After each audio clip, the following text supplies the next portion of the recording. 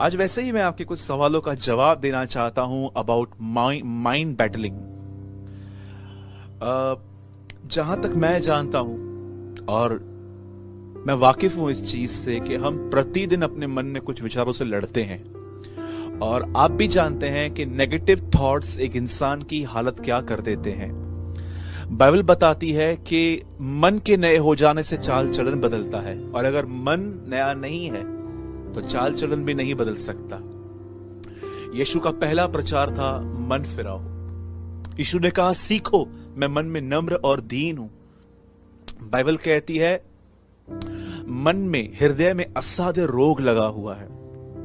मैं आज सबसे पहले आपके साथ 10 से 12 मिनट मैं कुछ माइंड बैटलिंग, जो हमारे अंदर लड़ाइयां चलती हैं, मैं उसके लिए कुछ बात करना चाहता हूं।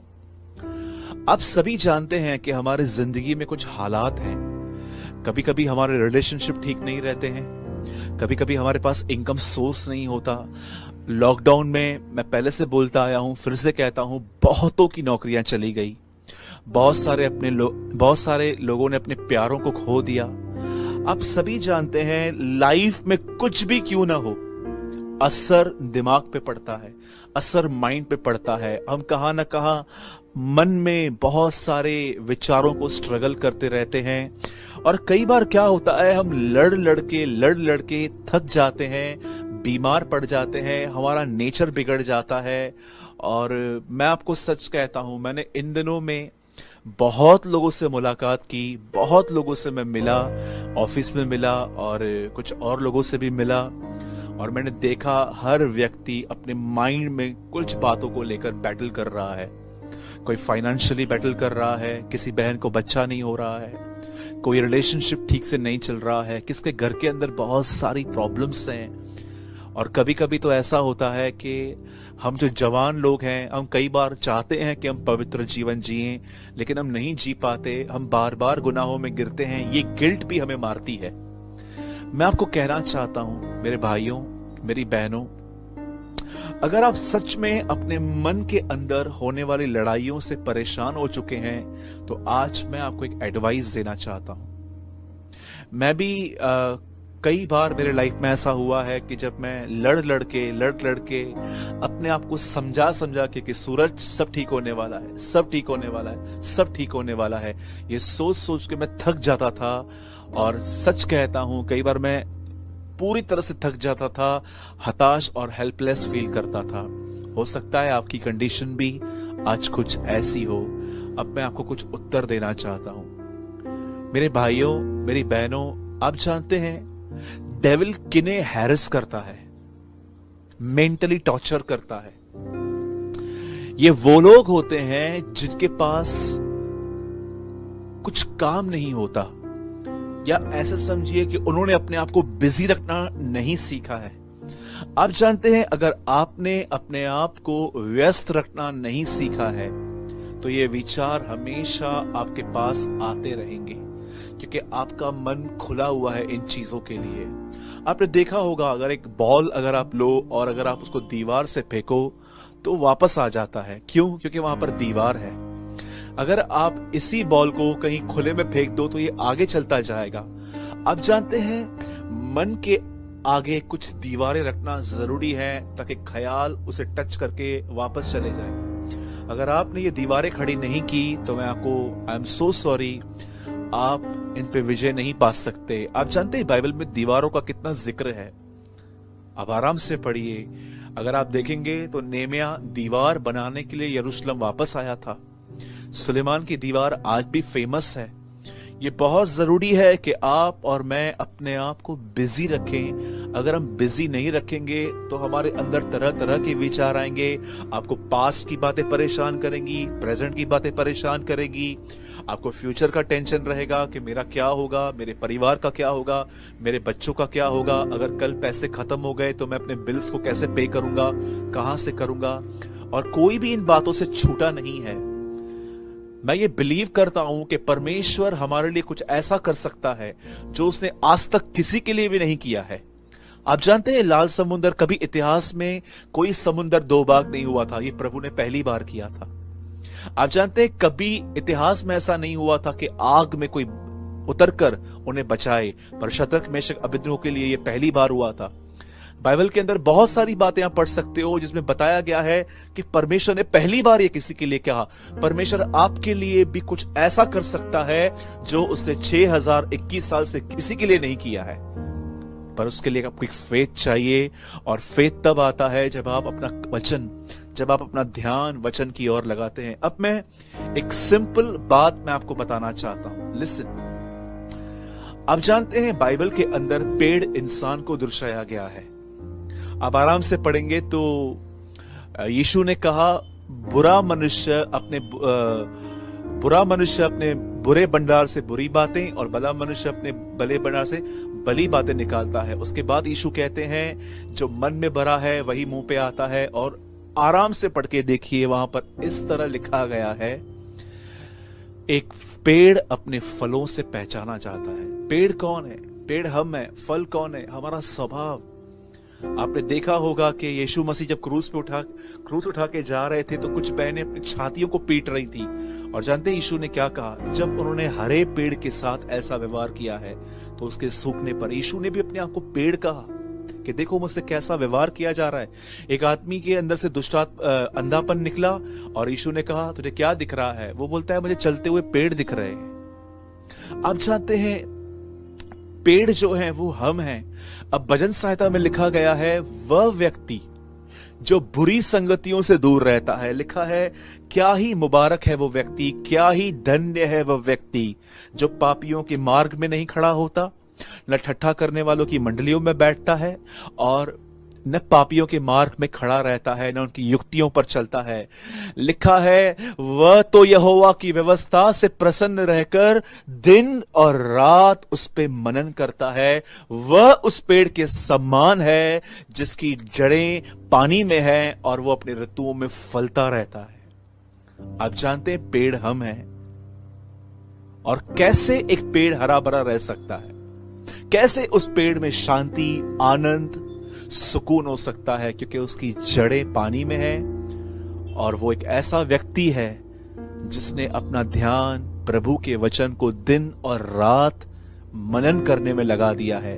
व्यवस्था की ये पुस्तक तेरे चित्त से न उतरने पाए, इसी में दिन और रात ध्यान दिए रहना। लॉर्ड सेज टू जोशुआ, इसी में ध्यान दिए रहना। अगर आप चाहते हो कि आपके अंदर ये माइंड बैटलिंग बंद हो जाए, कभी कभी आपने देखा होगा मॉर्निंग उठते ही कुछ लोगों को घबराहट सी होती है, पैनिक अटैक्स होते हैं उन पर। वो सुबह से ही सोचते हैं कि आज का दिन कैसा होगा, मुझे ये देना है, मुझे वो करना है। मैंने अपने लाइफ में चिंता भरे पैनिक अटैक्स बहुत फेस किए हैं, लेकिन आज परमेश्वर के अनुग्रह से मुझे एक रास्ता मिल चुका है कि मुझे अपने आप को परमेश्वर के वचन को मेडिटेट करने में, मनन करने में अपने आप को व्यस्त रखना है। अगर मैं ये नहीं करूंगा, I am really very sorry, आपको ख्याल आते रहेंगे, आपको बहुत सारे ख्याल आते रहेंगे।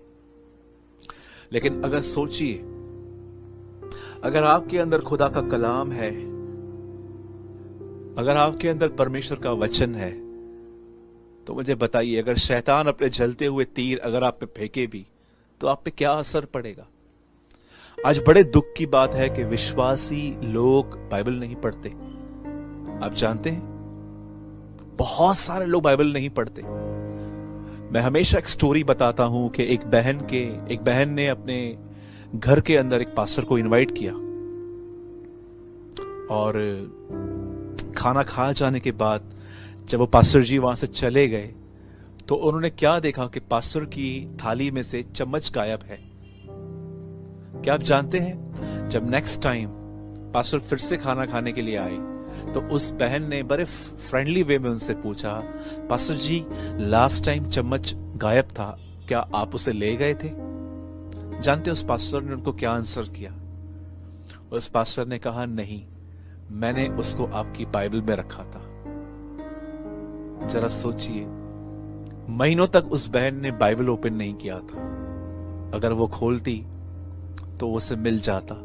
आज बहुत सारे जो लोग हैं वो किसी फेमस प्रीचर को सुनते रहते हैं, चाहे वो कोई भी क्यों ना हो, लेकिन उनकी कोई पर्सनल स्टडी, कोई पर्सनल अध्ययन नहीं है। यही रीजन है कि हम एक हारी हुई जिंदगी जीते हैं विचारों में। मेरे भाइयों, मेरी बहनों, यहोशू के समय में लिखा गया है, व्यवस्था की ये पुस्तक तेरे चित्त से कभी उतरने न पाए, इसी में दिन और रात ध्यान दिए रहना, क्योंकि ऐसा ही करने पर तू प्रभावशाली होगा और तेरे सारे काम सफल होंगे। आज मैं आपसे पूछना चाहता हूं, आप क्या सोचते रहते हैं? Ask yourself. मैं आपसे पूछना चाहता हूं, आप सारा दिन क्या सोचते रहते हैं? बेटे और बेटी की शादी कैसे होगी? पैसे कहां से आएंगे? मेरा पति शराब कब छोड़ेगा? मेरा परिवार मसीह में कब आएगा? क्यों हमारी दुआओं के उत्तर नहीं आ रहे हैं? क्यों खुदा होने के बाद भी मेरी लाइफ टफ है? क्यों खुदा है तो मेरे साथ इतना अनफेयर क्यों हो रहा है? कभी आपने सोचा है आपके मन की दिशा कैसी है? आप क्या सोचते रहते हैं?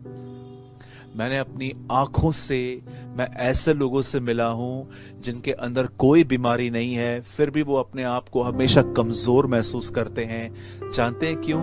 नकारात्मक विचारों को अपने अंदर जगह देना एक सबसे बड़ी बीमारी है। आज लोगों को लगता है कैंसर बहुत बड़ी बीमारी है, एड्स बहुत बड़ी बीमारी है, ट्यूबरकुलोसिस एक बहुत बड़ी बीमारी है, पर मैं आपको बताना चाहता हूं सबसे बड़ी बीमारी जानते क्या है? अपने अंदर नकारात्मक नेगेटिव बातों को अपने अंदर जगह देना। ये इंसान को खत्म कर देता है।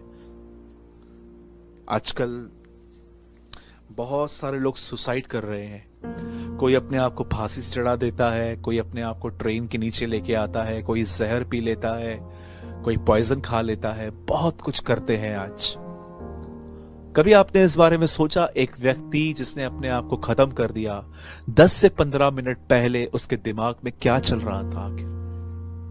One thing, only one thing, negative thoughts, अपने आप के लिए बुरा सोचना। मैं जवान भाई बहनों से एक बात कहना चाहता हूं, जितने भी मेरे जवान भाई मुझे बहनें देख रहे हैं, मैं भी आपकी तरह ही हूं। प्रतिदिन मुझसे भी पाप होते हैं। हाँ, प्रभु मेरा गवाह है, मैं जानबूझ के नहीं करता, लेकिन अगर मुझसे हो जाते हैं तो मैं प्रभु के सामने मान लेता हूं कि हाँ खुदा, मुझसे गुनाह हुआ है। कई बार आप जितने भी यंग लोग मुझे देख रहे हैं, कई बार हम चाहते हैं कि हम एक अच्छी जिंदगी जिए, पर यह हो नहीं पाता।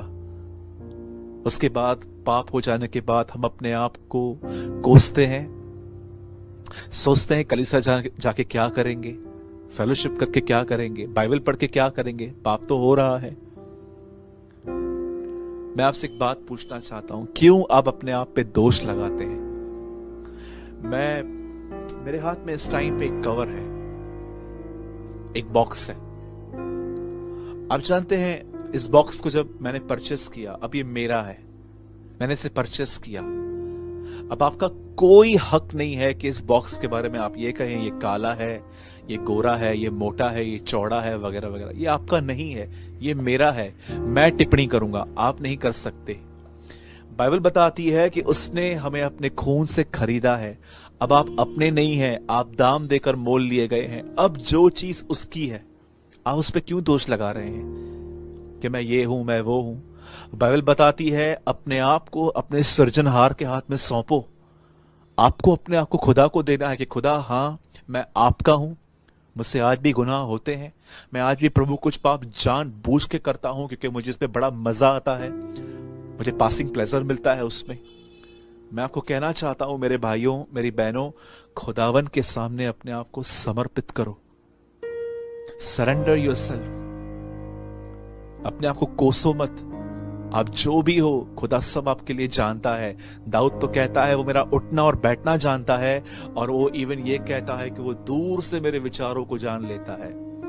खुदावन हमें जानता है, वो आपसे प्यार करता है। वो सिर्फ एक ही बात चाहता है कि आप अपने आप में एक ऑनेस्ट व्यक्ति बने और आप मान लें कि हाँ मुझसे गलतियां होती हैं, मुझसे गुनाह होते हैं। मेरे भाइयों, मेरी बहनों, अपने आप से लड़ना बंद करो, अपने आप को कहां पर बिजी करो। कब तक लड़ेंगे हम अपने आप से बैठ के? कब तक अपने आप को समझाएंगे सब ठीक होगा, सब ठीक होगा, सब ठीक होगा? कब तक? जरा सोचिए। मैं बहुत अच्छे से जानता हूं कि आप में से जितने भी लोग मुझे देख रहे हैं, काफी सारे लोग डिप्रेस हैं, डिस्करेज हैं, अपसेट हैं, वे अपने आप में डिस्टर्ब हैं, फेक स्माइल लेके चल रहे हैं। लेकिन परमेश्वर आज भी आपको एक वे दे रहा है।